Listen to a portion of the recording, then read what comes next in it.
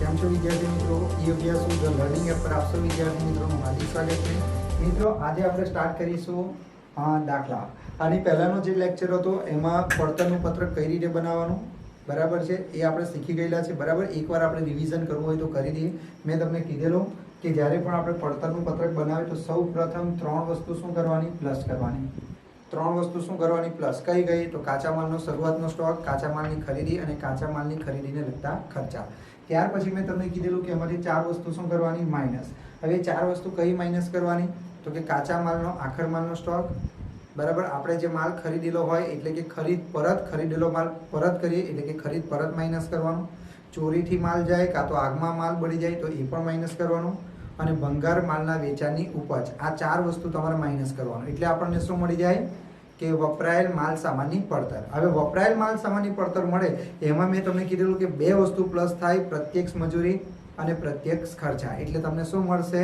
તો કે એની પછી જે રકમ મળશે એમાં અર્ધ તૈયાર માલનો શરૂનો સ્ટોક પ્લસ થાય અને અર્ધ તૈયાર માલનો શરૂ આખર માલનો સ્ટોક માઇનસ થાય. એટલે તમને શું મળી જાય? પ્રાથમિક પડતર.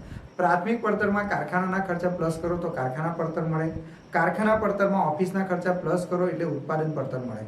બરાબર, અને ત્યાર પછી એમાં વેચાણ વિતરણ ખર્ચા પ્લસ કરો એટલે તમને કુલ પડતર મળે. એમાં નફો પ્લસ કરો એટલે તમને વેચાણ મળે. તો આખું જે ફોર્મેટ છે એ ફોર્મેટ તમારે યાદ રાખવાનું છે મિત્રો, તો જ તમને દાખલા આવશે. તો ચાલો મિત્રો આજે આપણે દાખલો સ્ટાર્ટ કરીએ છીએ. બરાબર ધ્યાન આપજો. પહેલો દાખલો છે, આપણને આવડી જ જવો જોઈએ આ દાખલો. બરાબર છે, તો સ્ટાર્ટ કરીએ. તો મિત્રો સૌ પ્રથમ યાદ કરો પહેલો લેક્ચર. કેટલી વસ્તુ પહેલા લખવાની કીધેલી મેં તમને? ત્રણ વસ્તુ. કાચા માલનો શરૂઆતનો સ્ટોક, કાચા માલની ખરીદી અને કાચા માલની ખરીદીને લગતા ખર્ચા. મિત્રો આ ત્રણ વસ્તુ યાદ હોવું જોઈએ. તો પહેલા ત્રણ વસ્તુ આપણે શોધવું પડશે. તો કે જો અહીંયા કહી દીધું છે કાચા માલનો શરૂનો સ્ટોક આપી દીધો છે. મેં કીધેલું ને સૌપ્રથમ કેટલી વસ્તુ લખવાની? ત્રણ. તો કાચા માલનો શરૂનો સ્ટોક, પછી કાચા માલની ખરીદી. તો કાચા માલની ખરીદી થઈ ગઈ. ત્યાર પછી શું કીધું? કાચા માલની ખરીદીને લગતો ખર્ચો. તો કાચા માલની ખરીદીને લગતો ખર્ચો આવક માલ અંગે વાહન ખર્ચ કીધું છે ને.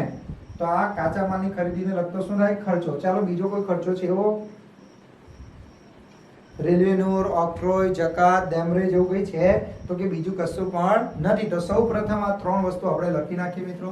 તો આમાં આપણે શું લખીશું? પહેલા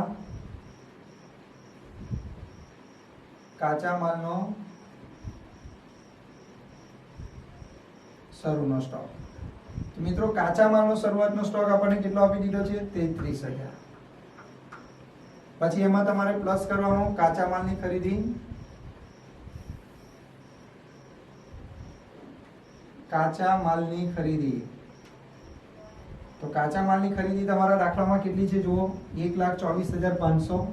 તો એ લખવાનું 1,24,500. અને કાચા માલની ખરીદીને લગતા ખર્ચા, એટલે આવો શબ્દ નહીં લખતા પાછળ કે કાચા માલની ખરીદીને લગતા ખર્ચા, પણ એ ખર્ચનું નામ આપ્યું છે. જો કયો ખર્ચ છે? આવક માલ અંગે વાહન ખર્ચ. આવક માલ. મિત્રો હવે સમજો, હવે મને કઈ રીતે ખબર પડી કે આ જે આવક માલ અંગે વાહન ખર્ચ છે એ ખરીદીને લગતો છે? તો જુઓ મિત્રો, બે વસ્તુ આવે. એક તો આવક માલ ગાડા ભાડું, આવક માલ ગાડા ભાડું.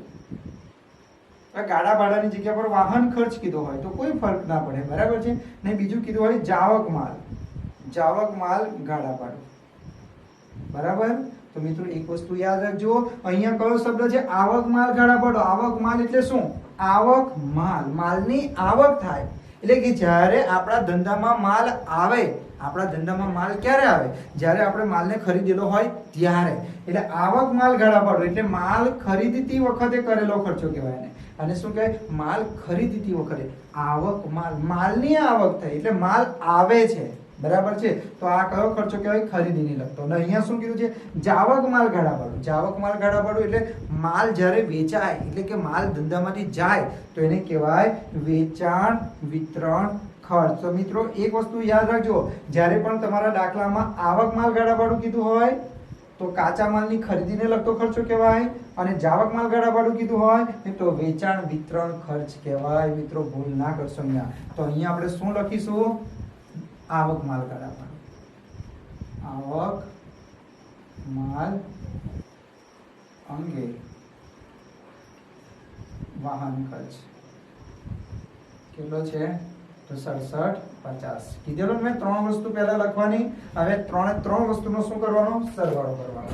ચાલો, તો પહેલા કેટલા? 33,000 પછી 1,24,500 ને 67,50 એટલે ટોટલ આવશે 1,64,250. તો અહીંયા આવશે 1,64,250. શું શીખવાડેલું તમને? પહેલા 3 વસ્તુ શું કરવાની? પ્લસ કરી દીધી ને. 4 વસ્તુ, 3 વસ્તુ પ્લસ. હવે 4 વસ્તુ માઈનસ કરવાની. કેટલી વસ્તુ માઈનસ કરવાની? હવે 4 વસ્તુ. યાદ રાખજો કઈ કઈ 4 વસ્તુ માઈનસ કરવાની. તો સૌપ્રથમ આપણે માઈનસ કરવાની કાચા માલનો આખર સ્ટોક. કાચા માલનો આખર સ્ટોક. કાચા માલનો આખર સ્ટોક શું કરી દેવાનો મિત્રો? માઈનસ. પછી શું માઈનસ કરવાનું? ખરીદ પરત. ખરીદ પરત જો હોય તો, ના હોય તો બળજબરીથી માઈનસ નહીં કરવાનું. બરાબર. ત્યાર પછી ચોરી અથવા આગથી જો માલ નાશ પામ્યો હોય તો આગથી ગયેલ માલ. અને છેલ્લે ભંગાર માલનો વેચાણ. મેં તમને આ વસ્તુ શીખવાડી દીધેલી છે મિત્રો, ભૂલવાનું નહીં. પહેલા 3 વસ્તુ પ્લસ, પછી 4 વસ્તુ કે લીએ માઈનસ. પણ મિત્રો એક વસ્તુ યાદ રાખજો, આ 4 વસ્તુ દાખલામાં આપી હોય તો માઈનસ કરવાની, ના આપી હોય તો કેવી રીતે માઈનસ કરશો? તો હવે જુઓ આ 4 માંથી કઈ વસ્તુ આપેલી છે. તો પહેલા જો કાચા માલનો આખર સ્ટોક 54,000 આપી દીધો છે. તો કાચા માલનો આખર સ્ટોક 54,000 અહીંયા આવશે. ચાલો હવે ખરીદ માલ પરત, પછી ચોરી અથવા આગથી ગયેલ માલ અને ભંગાર માલનું વેચાણ. ચાલો દાખલામાં કોઈ જગ્યા પર ચોરી વાળું આપેલું છે, ચોરીથી ગયેલ માલ આપ્યો છે. ચોરીથી ગયેલ માલ કે આગથી બળી ગયેલ માલ કોઈ જગ્યા પર આપ્યો છે તો કે નથી આપ્યો, તો એનો મતલબ કે આ પણ આવશે નહીં. ચાલો દાખલામાં કોઈ જગ્યા પર ખરીદ પરત આપેલું છે, જુઓ કોઈ જગ્યા પર ખરીદ પરત આપેલો નથી એટલે ખરીદ પરત પણ આવશે નહીં. શું ભંગાર માલનું વેચાણ આપ્યું છે કોઈ જગ્યા પર? તો કે ના મિત્રો, એ પણ આપેલું નથી. એટલે આપણો નિયમ શું આવે? 3 વસ્તુ પ્લસ, પછી 4 વસ્તુ માઈનસ. પણ 4 છે જ નહીં, એક જ છે તો એક જ માઈનસ કરવાનો. તો આ બાદબાકી કરો. ચાલો આની બાદબાકી કરીએ તો શું મળે?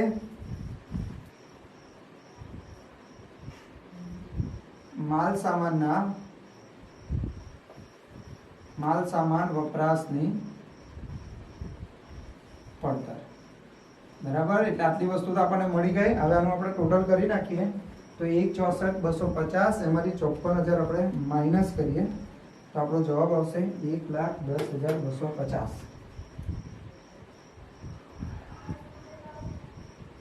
1,10,250. હવે મેં તમને શું કીધેલું મિત્રો કે એકવાર માલ સામાન વપરાશની પડતર મળે એટલે એમાં કેટલી વસ્તુ પ્લસ કરવાની? 2 વસ્તુ. કઈ કઈ 2 વસ્તુ પ્લસ કરવાની? તો કે પ્રત્યક્ષ મજૂરી. આ મેં તમને શીખવાડી દીધેલું છે તો એ તમને યાદ હોવું જોઈએ. પ્રત્યક્ષ મજૂરી અને પ્રત્યક્ષ ખર્ચા, આ 2 વસ્તુ તમારે શું કરવાનું છે? પ્લસ કરવાનું છે.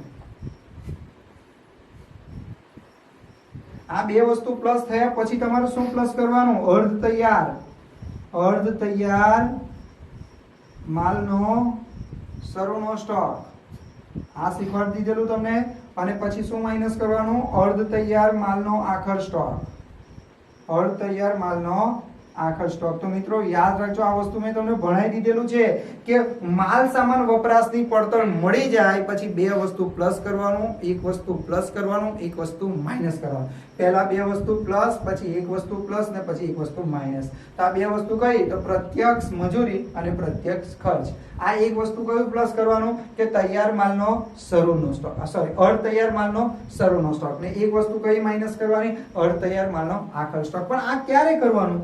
દાખલામાં આપેલું હોય તો, ના આપેલું હોય તો આવું કરવાનું નહીં. તો ચાલો સૌ પ્રથમ જોઈએ પ્રત્યક્ષ મજૂરી છે દાખલામાં. તો કે યસ, પ્રત્યક્ષ મજૂરી છે દાખલામાં. જો દેખાય છે પ્રત્યક્ષ મજૂરી? તો પ્રત્યક્ષ મજૂરી કેટલી છે? 1,08,000. તો પ્રત્યક્ષ મજૂરીની સામે લખવાનું 1,08,000. થઈ ગયું. ત્યાર પછી જુઓ શું કીધું છે? પ્રત્યક્ષ ખર્ચ. તો પ્રત્યક્ષ ખર્ચ પણ આપણને આપી દીધો છે. જો અહીંયા પ્રત્યક્ષ ખર્ચ દેખાય છે કેટલો છે? 24,000. તો પ્રત્યક્ષ ખર્ચ તમારે અહીં લખી દેવાનો 24,000. બરાબર. ચાલો અર્ધ તૈયાર માલનો શરૂનો સ્ટોક ને અર્ધ તૈયાર માલનો આખર સ્ટોક દાખલામાં આપેલો છે. તો અહીંયાથી દાખલામાં તમે જોતા જાઓ તો કોઈ પણ જગ્યા પર આપેલો નથી, માટે આ 2 વસ્તુ આવશે નહીં. એટલે હવે આનું ટોટલ આપણે કરીએ તો કેટલા થશે એ જોઈએ આપણે. 1,08,000 વત્તા 24,000 અને આપણે બહાર લખીએ તો આ કેટલા થાય? 1,32,000. આપણે ટોટલ કરીએ 1,10,250. તો અહીં આપણું ટોટલ આવ્યું 2,42,250. તો મિત્રો આને કહેવાશે પ્રાથમિક પડતર. શું કહેવાય આને? પ્રાથમિક પડતર. ચાલો અહીંયા સુધી દાખલો આવડશે. હવે પ્રાથમિક પડતર આવી ગયો. હવે કેટલા ખર્ચા લેવાના તમારે? તો હવે તમારે ટોટલ 3 ખર્ચા લેવાના. એક કારખાનાના ખર્ચ, એક ઓફિસના ખર્ચા અને વેચાણ વિતરણ ખર્ચા. તો મિત્રો આ વસ્તુને બરાબર સમજજો.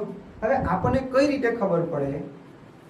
આપણને કઈ રીતે ખબર પડે કે આ કારખાના ખર્ચ છે? બરાબર છે કે આ ઓફિસ ખર્ચો છે? એવું કઈ રીતે ખબર પડે કે આ વેચાણ વિતરણ ખર્ચ છે? 3 પ્રકારના ખર્ચ છે હવેમાં. તો 3 પ્રકારના ખર્ચ કેવી રીતે ખબર પડે? તો સિમ્પલ એક લોજિક તમને કહી દઉં.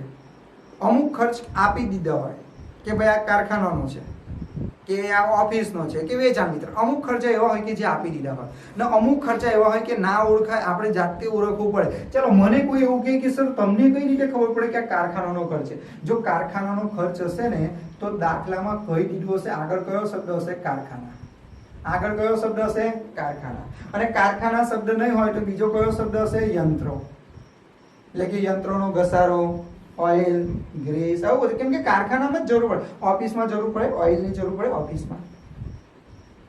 બરાબર? ઓઇલની જરૂર ઓફિસમાં ના પડે, એ કારખાનામાં જરૂર પડે. બરાબર છે? એટલે કયા કયા શબ્દો જોવાના તમારે? જો કારખાના શબ્દ કીધો હોય તો કારખાના ખર્ચ. યંત્રો વિશે કોઈ માહિતી આપી હોય તો કારખાના ખર્ચ. અને પરોક્ષ શબ્દ આપ્યો હોય, કયો શબ્દ આપ્યો? પરોક્ષ ખર્ચ. તો આ 3 શબ્દ જો તમે યાદ રાખો મિત્રો તો આરામથી તમને ખબર પડી જાય કે કારખાના ખર્ચ કયો છે. તો કારખાના ખર્ચ માટે તમારે કયો કયો શબ્દ યાદ રાખવાનો?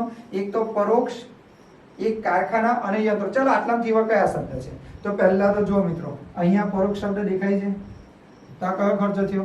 કારખાના ખર્ચ. પછી જો અહીં કારખાના શબ્દ દેખાય છે તો આ પણ કયો ખર્ચ થયો? કારખાના ખર્ચ. બરાબર? ત્યાર પછી જો આગળ આ પરોક્ષ માલ સામગ્રી દેખાય છે તો પરોક્ષ શબ્દ હોય એટલે કયો ખર્ચ? કારખાના ખર્ચ. યંત્રો પર ઘસારો દેખાય છે એની નીચે તો યંત્રો પર ઘસારો એ પણ કયો ખર્ચ? કારખાના ખર્ચ. બરાબર? પછી ફર્નિચર પર ઘસારો, કાર્યાલય, અન્ય ખર્ચા. અન્ય ખર્ચા કૌંસમાં શું કીધું છે? કારખાનો. એટલે એ પણ કયો ખર્ચ કહેવાય? કારખાના ખર્ચ. હવે એની નીચે આપણે જોઈએ તો અહીંયા જુઓ મેનેજરનું મહેનતાણું, એમાં કારખાનાના કેટલા? 7500. પછી એની નીચે કોઈ જગ્યા પર છે? નથી. કેટલું સહેલું છે મિત્રો. ખાલી કેટલા શબ્દો યાદ રાખો? એક તો પરોક્ષ, એક કારખાના અને યંત્રો. તો ચાલો લખીએ અહીંયા. શું લખવાનું આપણે? કારખાનાના ખર્ચા. કારખાનાના ખર્ચા. જો મેં સર્કલ બનાવી દીધું છે. પહેલા શું આવશે? પરોક્ષ મજૂરી. પરોક્ષ મજૂરી કેટલી છે? 21,000. ચલો પરોક્ષ મજૂરી પછી કારખાનાનું ભાડું, કારખાના ભાડું. તો કારખાના ભાડું કેટલું આપેલું છે? 10,500. ચલો ત્યાર પછી શું કીધું છે? પરોક્ષ માલ સામગ્રી. પરોક્ષ માલ સામગ્રી. પરોક્ષ માલ સામગ્રી કેટલી છે મિત્રો? 3600. નહીં સોરી 3600 નથી કર્યો તો 600 છે. 600. બરાબર? માલ સામગ્રી પછી યંત્રો પર ઘસારો, યંત્રો પર ઘસારો 2400. યંત્રો પર ઘસારો 2400. અને ત્યાર પછી અહીંયા કીધું છે અન્ય ખર્ચ. કીધું છે ને કારખાનું કૌંસમાં કીધું છે તો અન્ય ખર્ચ. અન્ય ખર્ચ કેટલો કીધો છે? 9000. અને અહીંયા જુઓ મિત્રો લાસ્ટ શું કીધું? મેનેજરનું મહેનતાણું, એમાં કૌંસમાં શું કીધું? કારખાનાના કેટલા? 7,500. પછી કાર્યાલયના 10,500 અને વેચાણના કેટલા? 9,000. તો કારખાનાના એ કયો ખર્ચ છે? મેનેજર, મેનેજરનું મહેનતાણું. બરાબર? તો મેનેજરનું મહેનતાણું કેટલું? 7,500. તો મિત્રો અહીંયા કારખાના ખર્ચ પૂરો થાય છે. તો કારખાના ખર્ચ છે એવું કઈ રીતે ખબર પડે? તો આ 3 શબ્દને ધ્યાનમાં રાખવાના. એક તો પરોક્ષ ખર્ચ કીધો હોય, કારખાના કીધું હોય અને યંત્રો કીધું હોય. તો ચાલો જોઈએ. 21,000, 10,500, પછી 600, પછી 2400, 9,000 અને 7,500. તો મિત્રો આનું ટોટલ થશે 51,000. આનું ટોટલ કેટલું? 51,000. તો 51,000 પ્લસ કરવાનામાં તો પ્લસ કરીએ 51,000 2,42,250 2,93,250 તો 2,93,250 આને કહેવાય કારખાના પડતર. શું કહેવાય આને? કારખાના પડતર. તો કારખાના પડતર થઈ ગઈ. હવે કયા ખર્ચા આવે? હવે આવશે તમારા ઓફિસ ખર્ચા. બરાબર છે.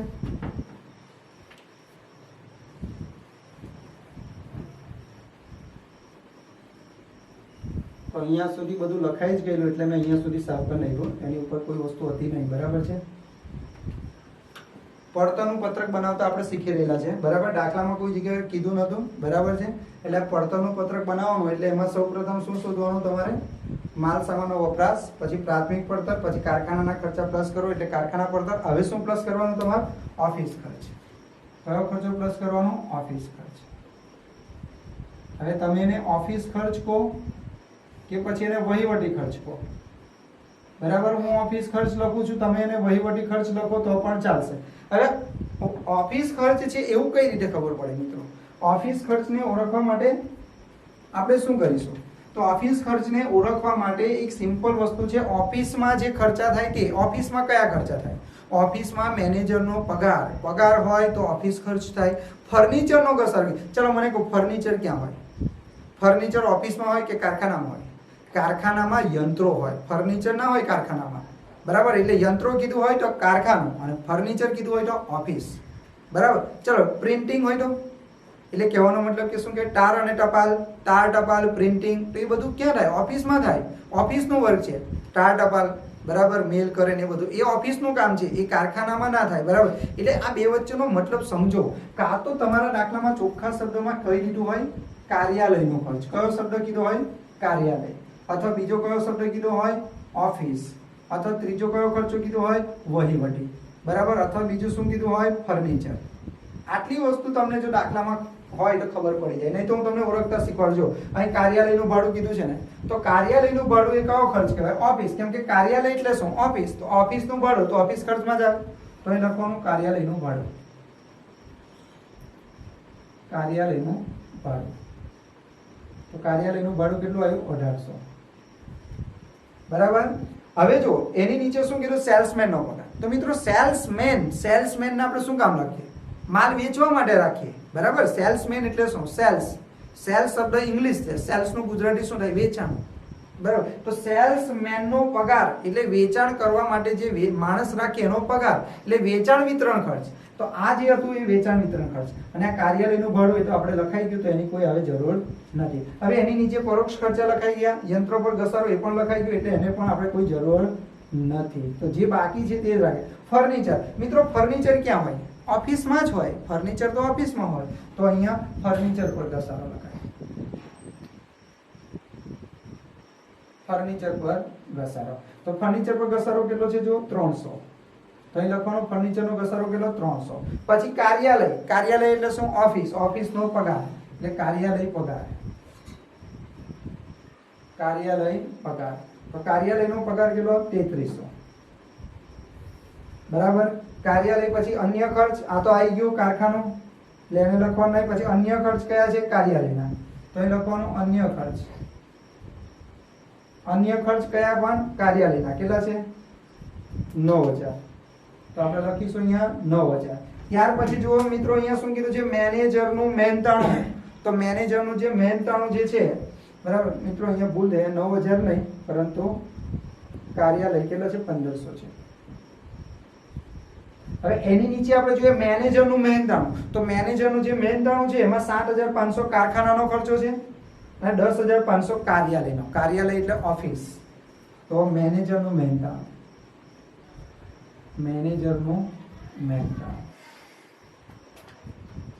તો મેનેજરનું મહેનતાણું કેટલું છે? 10500. તો મિત્રો ઓફિસના ખર્ચા અહીંયા પૂરા થાય છે. બરાબર છે. આપણે હવે એનું ટોટલ કરીએ તો અહીંયા 1800 આવશે પહેલા, ત્યાર પછી આવશે 300, પછી 3300 આવશે, 1500 અને 10500.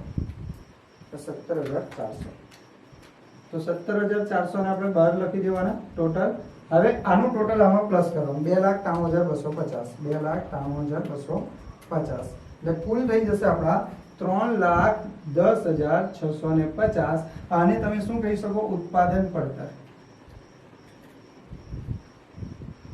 અહીંયા જો તૈયાર માલનો શરૂઆતનો સ્ટોક કે તૈયાર માલનો આખર સ્ટોક આપ્યો નથી એટલે બાદબાકી કરવાનો કોઈ જ પ્રશ્ન ઊભો થતો નથી. હવે લાસ્ટ આપણે કયું આવશે? વેચાણ વિતરણ ખર્ચ. વેચાણ વિતરણ ખર્ચ. તો મિત્રો વેચાણ વિતરણ ખર્ચમાં શું કરવાનું? જે બાકી હોય તો એ બધું લખી નાખો, બરાબર. તો એમાં પહેલા સેલ્સમેન નો પગાર, તો અહીં લખીશું આપણે સેલ્સમેન નો પગાર.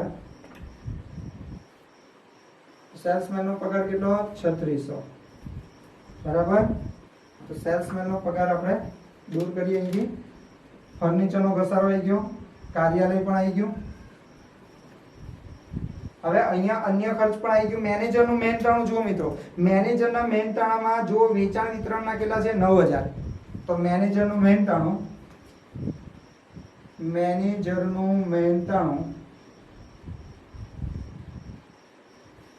કેટલા છે? 9000, બરાબર. ત્યાર પછી જુઓ વેચાણ અંગેના ખર્ચા આપી દીધા છે 6300. વેચાણ ખર્ચ કેટલા આપી દીધા છે? 6300. અને પછી આપણે જોઈએ જાવક માલનો વાહન ખર્ચ. જાવક માલ શરૂઆતમાં જ કહી દીધું મિત્રો, આવક માલ કીધું હોય તો શરૂઆતમાં પેલું 3 વસ્તુ લખે ને, ખરીદીના ખર્ચા, એમાં આવે આવક માલ. અને જાવક માલ કીધું હોય તો વેચાણ વિતરણ. એટલે જાવક માલનો વાહન ખર્ચ, જાવક માલનો વાહન ખર્ચ અથવા વહન ખર્ચ કેટલો છે? 1800. અને છેલ્લે જોઈએ મિત્રો આવક વેરો. મિત્રો એક વસ્તુ યાદ રાખજો, આવક વેરો અહીંયા આવશે નહીં. આવક વેરો ના આવે મિત્રો. અહીંયા આપણે શાની ગણતરી કરીએ છીએ? અહીંયા આપણે ગણતરી કરીએ છીએ કે કોઈ એક વસ્તુ બનાવવા માટે કેટલો ખર્ચો લાગે. હવે આપણે જે આવક વેરો હોય એ આવક વેરો થોડો વસ્તુ બનાવવા માટે ખર્ચ થાય. માની લો કે હું અત્યારે કોઈ જે કંઈ મારી ઇન્કમ જે છે એની ઉપર મારે આવક વેરો ભરવો પડે, તો મારો જે આવક વેરો છે એ મારો પર્સનલ ખર્ચ કહેવાય. કોઈ વસ્તુ બનાવું છે એનો ખર્ચ ના કહેવાય આવક વેરો. એટલે આવક વેરો તમને ગૂંચવવા માટે આપેલો છે. એટલે જ્યારે પણ તમારા દાખલામાં મિત્રો આવક વેરો આપેલો હોય તો યાદ રાખજો, આવક વેરો તમારે કોઈ પણ સંજોગોમાં લખવાનો નહીં. તો હવે બાકી શું રહ્યું? પતી ગયું. હવે આનું ટોટલ કરી નાખો તો કેટલા થશે? જો 3600 વત્તા 9000 વત્તા 6300 વત્તા 1800 જે થશે 20700. ટોટલ કરીએ આપણે 3,10,650. લઈ થશે 3,31,350. તો મિત્રો આને આપણે શું કહી શકીએ? કુલ પડતર. આને આપણે શું નામ આપ્યું? કુલ પડતર, બરાબર. હવે કુલ પડતર પછી અહીંયા શું આવશે? નફો અથવા ખોટ. અને અહીંયા શું આવશે? વેચાણ. તો આપણે જોઈએ આપણા દાખલામાં વેચાણ કેટલું આપ્યું છે? 3,90,000. તો વેચાણ અહીંયા આવશે 3,90,000. તો 3,90,000 ને 3,31,350 એ બે વચ્ચેનો જે ડિફરન્સ છે એ આપણો શું કહેવાશે? નફો. તો માઇનસ 3,90,000 તો આવશે 58,650. તો મિત્રો આ તમારો દાખલો હતો. દાખલાને બરાબર સમજી લો, બરાબર. કઈ વસ્તુ કેમ કઈ જગ્યા પર લખી ફરીવાર આપણે દાખલામાં જોઈ લઈએ. તો આ દાખલામાં સૌપ્રથમ શું લખવાનું હતું? કાચા માલનો શરૂનો સ્ટોક, કાચા માલની ખરીદી, પછી કાચા માલની ખરીદીને લગતો ખર્ચો એટલે કે આવક માલ બરાબર. કાચા માલનો આખર સ્ટોક માઇનસ કરવાનો એટલે માલ સામાનનો વપરાશ મળે. એમાં બે વસ્તુ પ્લસ કરવાનો, પ્રત્યક્ષ મજૂરી, પ્રત્યક્ષ ખર્ચા એટલે પ્રાથમિક પડતર મળે. પ્રાથમિક પડતર પછી કારખાનાના ખર્ચા. કારખાનાના ખર્ચા કઈ રીતે ઓળખાય? તો કે કારખાનાના ખર્ચા એટલે કારખાનામાં ખર્ચ કરો, જે ખર્ચ થતો હોય તે. જેમ કે યંત્રો કારખાનામાં હોય તો યંત્રોનો ઘસારો કારખાનામાં હોય, ફર્નિચરનો ઘસારો ઓફિસમાં આવે. અલગ અલગ વસ્તુ છે. એટલે પરોક્ષ શબ્દ જ્યારે કીધો હોય તો કારખાનામાં આવે, કારખાના શબ્દ કીધું હોય તો પણ કારખાનામાં આવે, બરાબર છે. અને યંત્રો પર ઘસારો હોય તો પણ એ આવે. તો આટલી બધી વસ્તુ ક્યાં આવશે? કારખાનામાં. પછી કાર્યાલયનું ભાડું, ફર્નિચર પર ઘસારો, કાર્યાલય પગાર, અન્ય ખર્ચ, મેનેજરનું મહેનતાણું, આ બધું ક્યાં આવશે? ઓફિસ ખર્ચમાં. અને આ છે વેચાણ વિતરણ ખર્ચા, આવક વેરો આવશે નહીં. તો મિત્રો આ તો આપણો દાખલો. હવે થોડું આપણે જોઈ લઈએ ઇમ્પોર્ટન્ટ પોઈન્ટ. દાખલો અહીંયા આપણો પહેલો પૂરો થાય છે. તો હવે અમુક વસ્તુ હું તમને કહી દઉં, યાદ રાખજો. જો તમને એવું કીધું હોય આવક માલ ગાળા પાડો, આવક માલ ગાળા પાડો, બરાબર. તો આવક માલ ગાળા ભાડું એ ક્યાં આવશે? ખરીદીને લગતો ખર્ચો કહેવાય. આ કયો ખર્ચો લગાય? ખરીદીને લગતો ખર્ચો. એટલે એ ક્યાં લખાશે? શરૂમાં. બરાબર. જાવક માલ ગાળા ભાડું કીધું હોય, જાવક માલ ગાળા ભાડું. તો મિત્રો આ જે જાવક માલ ગાળા ભાડું કીધું હોય તો એ કયો ખર્ચો કહેવાય? વેચાણ વિતરણ ખર્ચ. વેચાણ વિતરણ ખર્ચ કહેવાશે. એટલે વેચાણ વિતરણમાં આવશે. બરાબર. એવી રીતે તમને કીધું હોય યંત્રો પર ઘસારો. યંત્રો પર શું કીધું હોય? ઘસારો. તો મિત્રો યાદ રાખો, યંત્રો પર ઘસારો એ તમારો કયો ખર્ચ કહેવાય? કારખાના ખર્ચ કહેવાય. કારખાના ખર્ચ કહેવાય. બરાબર. એવી જ રીતે તમને કીધું હોય ફર્નિચર. ફર્નિચર પર શું કીધું હોય? ઘસારો. તો મિત્રો ફર્નિચર ક્યાં હોય? ઓફિસમાં હોય. એટલે અહીંયા શું લખવાનું? ઓફિસ ખર્ચ. એને તમારે ઓફિસ ખર્ચમાં લખવાનું. બરાબર છે. એટલે આ અમુક વસ્તુ યાદ રાખવાની. જો તમારા દાખલામાં તમને કીધું હોય આવક વેરો, આવક વેરો, તો મિત્રો યાદ રાખજો આવક વેરાને કોઈ પણ જગ્યા પર લખાશે નહીં. બરાબર. તો આ નાની વસ્તુ તમારે ખાસ યાદ રાખવાની.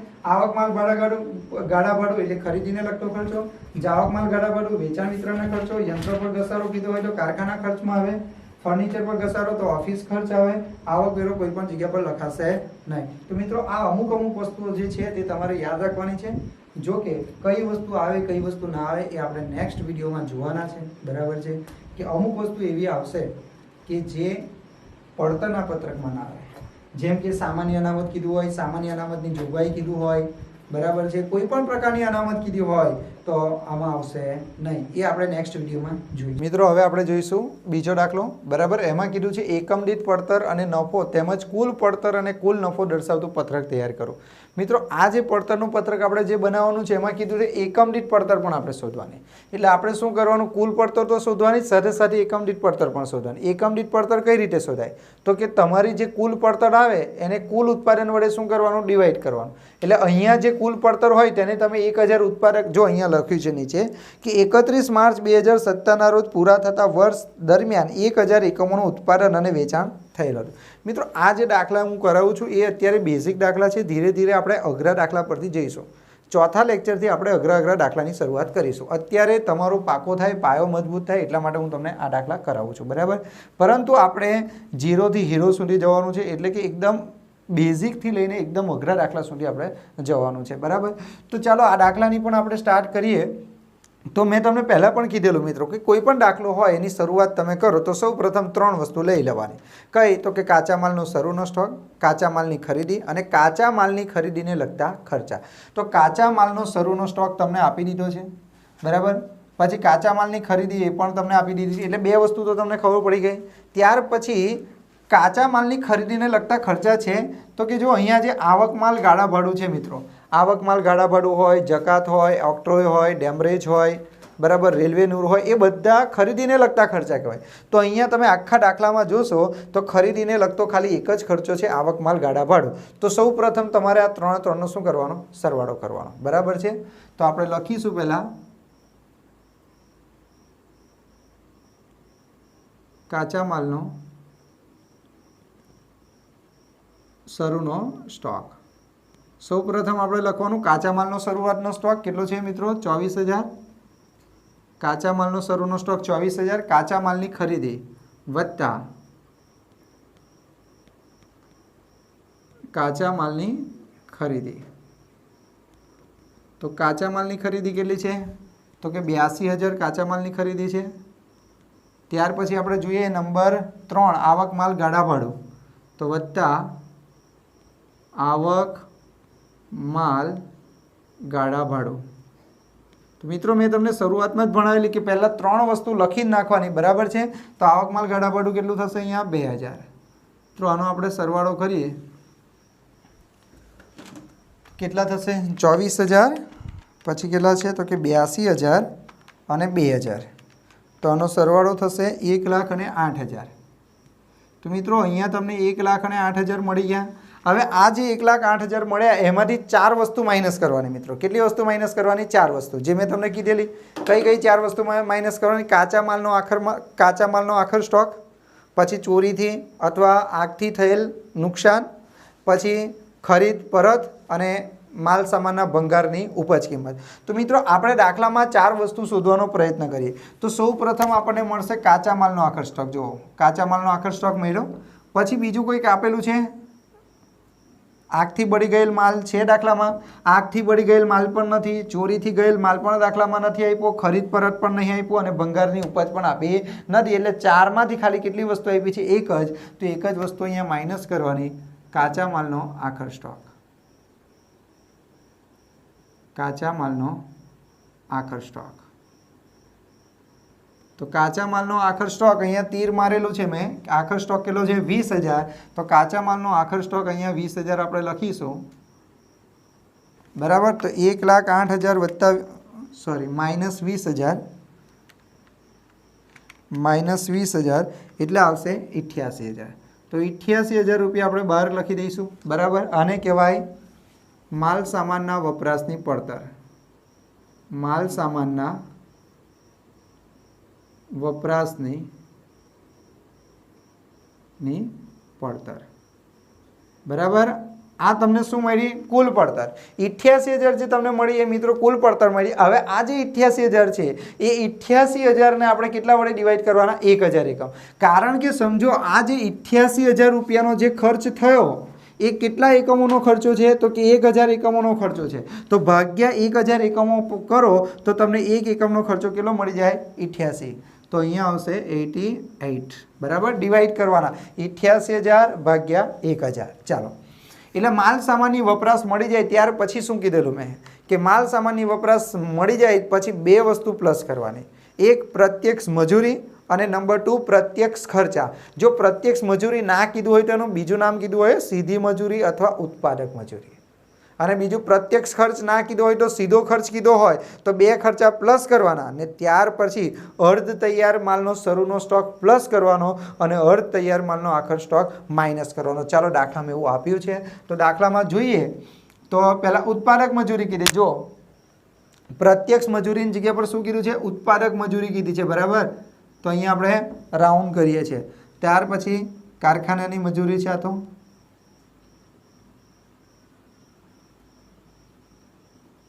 બસ એક જ વસ્તુ આપેલું છે, બીજું કંઈક આપ્યું નથી. તો અહીંયા આપણે ડાયરેક્ટ લખીશું ઉત્પાદકની મજૂરી. ઉત્પાદક મજૂરી. તો મિત્રો ઉત્પાદક મજૂરી આપણી કેટલી છે? તો અહીંયા જોઈએ ઉત્પાદક મજૂરી આપણી છે 32,000. તો અહીંયા આપણે લખી નાખવાનું મિત્રો 32,000. એ 32,000 ને કેટલા વડે ભાગવાના? 1,000. એટલે અહીં કેટલા આવશે? 32. મિત્રો બીજો કોઈ ખર્ચો નથી આપ્યો. મેં તમને શું કીધેલું કે અહીંયા કેટલા ખર્ચા લખવાના? 2. એક તો પ્રત્યક્ષ મજૂરી અને પ્રત્યક્ષ ખર્ચા. પણ પ્રત્યક્ષ ખર્ચા દાખલામાં કોઈ પણ જગ્યા પર આપેલા નથી, માટે લખાશે નહીં. પછી અર્ધ તૈયાર માલનો શરૂનો સ્ટોક પણ નથી આપ્યો અને અર્ધ તૈયાર માલનો આખર સ્ટોક પણ આપ્યો નથી, એટલે લખાશે નહીં, બાકી લખાય. હવે આનું આપણે ટોટલ કરીએ તો આને કહેવાશે પ્રાથમિક પડતર. શું કહેવાય મિત્રો આને? તો કે પ્રાથમિક પડતર. તો આમાં આપણે ટોટલ કરીએ તો અહીંયા આવશે 1,20,000 ને 120. તો મિત્રો આપણને પ્રાથમિક પડતર મળી ગઈ. હવે પ્રાથમિક પડતર પછી આપણે કઈ પડતર શોધવાની? કારખાના પડતર. કારખાનાના ખર્ચા શોધવાના. તો કારખાનાના ખર્ચા લખવાના, બરાબર. કારખાનાના ખર્ચા લખ્યા પછી આપણે અહીંયા લખીશું ઓફિસ ખર્ચ. ઓફિસ ખર્ચા અથવા કયા ખર્ચા લખાય? વહીવટી ખર્ચા, બરાબર છે. અને વહીવટી ખર્ચા લખ્યા પછી કયા ખર્ચા લખાય? તો કે વેચાણ વિતરણ ખર્ચા.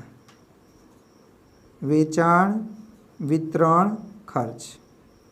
તો ચાલો આપણે જોઈ લઈએ, સ્ટેપ બાય સ્ટેપ જોતા જઈએ આપણે. તો જો પહેલાં આપણું કાચા માલનો શરૂનો સ્ટોક લખાઈ ગયો, બરાબર. કાચા માલની ખરીદી પણ લખાઈ ગઈ. પછી કાચા માલનો આખર સ્ટોક પણ લખાઈ ગયો. વેચાણ છેલ્લે લખીશું. પછી ઉત્પાદક મજૂરી, કારખાનાની મજૂરી. તો મિત્રો અહીંયા જે કારખાનાની મજૂરી જે આપેલી છે તો મેં તમને કીધેલું કે ભાઈ કારખાનું શબ્દ આવે એટલે કારખાના ખર્ચમાં આવે. તો અહીંયા આપણે લખીશું કારખાનાની મજૂરી. તો કારખાનાની મજૂરી કેટલી છે? 1,000. ચાલો, કારખાનાની મજૂરી પછી આવક માલ ગાડા ભાડું લખાઈ ગયું છે. હવે જોઈએ પ્લાન્ટ અને યંત્રો પર ઘસારો. મિત્રો પ્લાન્ટ અને યંત્રો ક્યાં હોય? કારખાનામાં હોય તો કારખાના ખર્ચમાં આવશે પ્લાન્ટ અને યંત્રોનો ઘસારો. તો હું શોર્ટમાં લખું છું પ્લાન્ટનો ઘસારો. પ્લાન્ટનો ઘસારો. તો પ્લાન્ટનો ઘસારો તમને આપી દીધો છે 3000. આગળ વધીએ જાવક માલગાડા ભાડું. મિત્રો સમજો, જાવક માલગાડા ભાડું જ્યારે પણ આપ્યું હોય, જાવક માલ એટલે માલનું વેચાણ. જાવક માલનો મતલબ થાય માલનું વેચાણ, એટલે એ આવશે વેચાણ વિતરણ ખર્ચમાં. જાવક માલ ગાડા ભાડું. જાવક માલ ગાડા ભાડું. તો મિત્રો જાવક માલ ગાડા ભાડું કેટલું છે? તો કે 1500.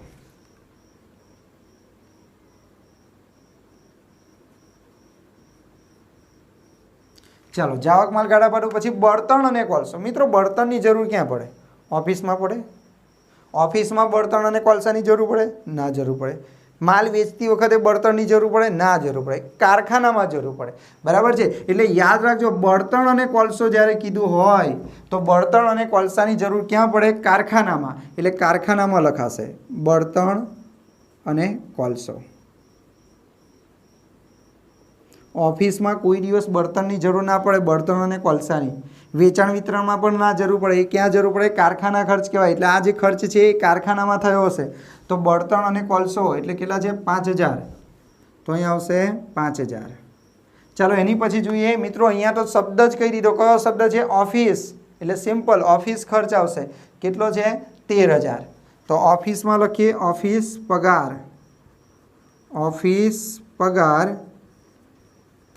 કેટલો આપી દીધો છે? તો કે 13000. ચાલો ઓફિસ પગાર પછી આગળ વધીએ ઓફિસનું ભાડું અને કરવેરા. ઓફિસનું ભાડું અને કરવેરા. ઓફિસનું ભાડું, કરવેરા શબ્દ નહીં લખતો મેં. ઓફિસનું ભાડું અને કરવેરા કેટલા છે? 7000. ચાલો ત્યાર પછી ટાર ટપાલ. મિત્રો ટાર ટપાલ જે કીધું છે એ પણ ઓફિસમાં જ આવશે, કારણ કે જે ટાર ટપાલનું કામ થાય, પ્રિન્ટિંગનું જે કામ થાય એ બધું ક્યાં થશે? ઓફિસમાં થશે. તો અહીંયા આપણે લખીશું તાર ટપાલ. ટાર ટપાલ. તો ટાર ટપાલ કેટલો છે? 2000. ટાર ટપાલ 2000. પ્રિન્ટિંગ અને સ્ટેશનરી. પ્રિન્ટિંગ અને સ્ટેશનરી. સ્ટેશનરીની જરૂર ઓફિસમાં પડે. પેન, પેન્સિલ બધું જે લખવાનું કામકાજ છે એ બધું ઓફિસમાં થાય, કારખાનામાં ના થાય. તો પ્રિન્ટિંગ અને સ્ટેશનરી પણ અહીં આવશે. પ્રિન્ટિંગ અને સ્ટેશનરી. પ્રિન્ટિંગ અને સ્ટેશનરી કેટલી છે? 1000. ચાલો ત્યાર પછી સેલ્સમેનનો પગાર. સેલ્સમેનનો પગાર મિત્રો મેં તમને આની પહેલાંના દાખલામાં કીધેલું. સેલ્સ એટલે વેચાણ. સેલ્સમેનનો પગાર એટલે વેચાણ કરવા માટે જે માણસ રાખ્યું હોય એને આપણે જે પગાર, એટલે એ વેચાણ વિતરણ ખર્ચ કહેવાય. એટલે સેલ્સમેનનો પગાર. તો મિત્રો સેલ્સમેનનો પગાર કેટલો છે? તો સેલ્સમેનનો પગાર છે 2000. તો અહીં આપણે લખીશું 2000. ત્યાર પછી જોઈએ જાહેરાત. જાહેરાત એ પણ શું? જાહેરાત કેમ કરીએ મિત્રો? આપણે આપણું વેચાણ વધારવા માટે જાહેરાત કરીએ. આપણું વેચાણ વધે, બરાબર છે? અમે અત્યારે જાહેરાત શું કામ કરીએ? કે અમારી અહીં એપ્લિકેશનમાં વધુમાં વધુ લોકો અમારી સાથે જોડાય, બરાબર છે? એ જ. એટલે જાહેરાત ખર્ચ એ વેચાણ વિતરણને લગતો ખર્ચ કહેવાય. જાહેરાત ખર્ચ 2000. કારખાનાનું ભાડું. તો મિત્રો કારખાનાનું ભાડું કારખાનામાં આવશે. કારખાનાનું ભાડું કેટલું છે? તો કે 2000. ચાલો કારખાનાનું ભાડું પછી ઘાલખાત. મિત્રો આ ઘાલખાત ક્યાં આવશે? ઘાલખાત ક્યારે થાય? તો કે આપણે જ્યારે માલનું વેચાણ કરીએ ત્યારે ઘાલખાત થાય, એટલે એ વેચાણ વિતરણ ખર્ચમાં આવશે. તો અહીંયા આપણે લખીશું ઘાલખાત. તો ઘાલખાતનો ખર્ચો કેટલો છે? 500. તો મિત્રો અહીંયા આપણો દાખલો પૂરો થાય. હવે તમારે ખાલી સરવાળો જ કરવાનો છે. આનો સરવાળો કરીએ આપણે. તો કેટલો થશે? 1000, પછી 3000, 5000 અને 2000. તો ટોટલ ખર્ચો કેટલો થયો અહીં? 11000. બરાબર?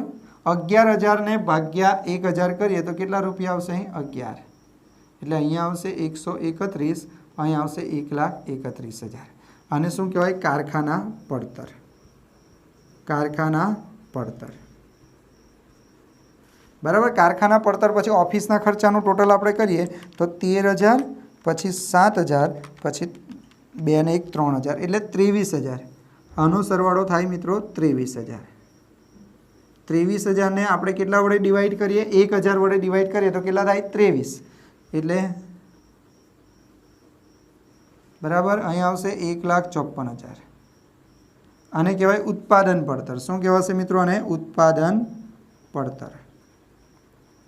અને લાસ્ટમાં આનું ટોટલ કરીએ આપણે તો 1,500 વત્તા 2,000 વત્તા 2,000 વત્તા 500 એટલે અહીં થશે 6,000. હવે અહીંયા આપણે જોઈએ તો અહીં કેટલા આવશે? 6. બરાબર છે મિત્રો. હવે અહીંયા લખું છું મેં આનું જે ટોટલ આવશે 1,54,000 વત્તા 6,000 એટલે અહીંયા આવશે 1,60,000 અને અહીંયા આવશે કેટલા? 160. તો આને કહેવાય કુલ પડતર. કુલ પડતર અથવા વેચેલ માલની પડતર કહેવાય. હવે આ જે રકમ આવી એમાં તમારે નફો શું કરી દેવાનો? પ્લસ. તમે નફો પ્લસ કરો એટલે તમને અહીંયા શું મળી જાય? વેચાણ. બરાબર, વેચાણ. તો તમારા દાખલામાં વેચાણ આપી દીધું છે. વેચાણ કેટલું આપી દીધું છે? 1,90,000. તો મિત્રો અહીંયા વેચાણ તમારે લખવાનું 1,90,000. હવે તમે વિચારો વેચાણ તમારું છે 1,90,000 અને તમારો કુલ ખર્ચો છે 1,60,000. તો એનો મતલબ એવો થાય કે 30,000 રૂપિયા તમને શું થયો કહેવાય? નફો. તો 30,000 ભાગ્યા 1,000 એટલે કેટલા? 30 રૂપિયા તમને નફો થાય. એક એકમનો નફો કેટલો? 30 રૂપિયા. 160 વત્તા 30 એટલે એની વેચાણ કિંમત કેટલી? 90. એટલે મિત્રો આપણે એક વસ્તુ કેટલામાં વેચવું પડે? 190 રૂપિયામાં આપણે એક વસ્તુ વેચીએ તો આપણને 30 રૂપિયાનો શું થાય? નફો. તો મિત્રો આ તો આપણો દાખલા નંબર 2. મિત્રો અત્યારે આપણે સહેલા દાખલા કરીએ છીએ. જેમ જેમ આગળ વધતા જઈશું એમ નવા કોન્સેપ્ટ આવતા જશે. હજુ ઘણું બધું આમાં શીખવાનું છે. હજુ તો આ પડતરનું પત્રકમાં કઈ કઈ વસ્તુ નહીં આવશે. બરાબર. પછી આખર માલનો સ્ટોક હજુ આવ્યો જ નહીં. જો અર્ધ તૈયાર માલનો શરૂનો સ્ટોક આવશે, આખર સ્ટોક આવશે, તૈયાર માલનો શરૂનો સ્ટોક, તૈયાર માલનો આખર સ્ટોક આવશે. પછી 2 વર્ષની ગણતરી કરવામાં આવશે કે 2017નું આપ્યું હશે એની ઉપરથી 2018નું પત્રક બનાવવાનું અને પરીક્ષામાં પૂછાયેલા બધા દાખલા કરાવીશ. બરાબર છે. તો આ વિડીયો તમને કેવો લાગ્યો છે એનો અમે કોમેન્ટ કરો અને અમને જણાવો એટલે મને ખબર પડે કે મારે આમાં શું સુધારો કરવાનો છે. જો તમને કંઈક ના ખબર પડતી હોય તો પણ તમે પૂછી શકો છો. બરાબર છે. Thank you.